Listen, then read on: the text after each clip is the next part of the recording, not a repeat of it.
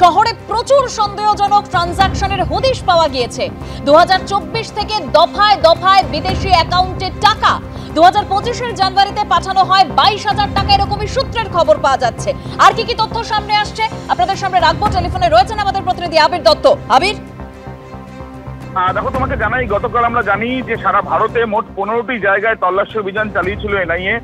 তল্লাশি অভিযান চালানো হয়েছিল কলকাতার 3টি জায়গাতেও, এবং এই যে 3 জায়গাতে তল্লাশি অভিযান চালানো হয়েছে তার মধ্যে বেশ কিছু ট্রানজাকশন যেটা নজরে রয়েছে তদন্তকারীদের এবং সন্দেহভাজন সেটা, এমনটাই তারা মনে করছেন।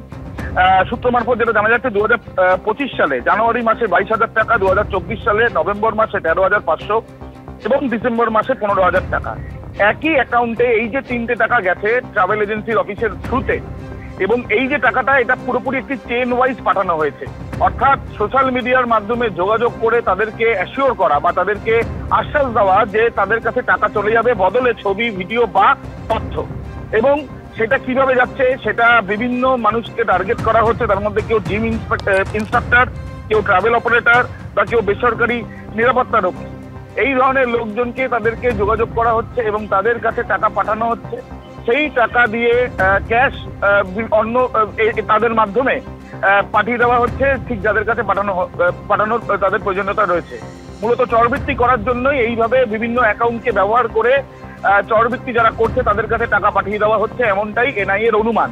এবং এই সন্দেহে তারা বিভিন্ন জায়গায় তল্লাশি অভিযান চালাচ্ছে। প্রসঙ্গত আরসি 12/2025 অর্থাৎ যে কেসটি মামলা যে রেজিস্টার করা হয়েছিল, যেই মামলায় সিআরপিএফ এর জওয়ানকে গ্রেপ্তার করা হয়েছিল, তাকে জিজ্ঞাসাবাদ করে পারিপার্শ্বিক তথ্য প্রমাণ সংগ্রহ করে প্রায় 100-রও উপরে অ্যাকাউন্টের হদিশ মিলেছে সারা দেশ জুড়ে।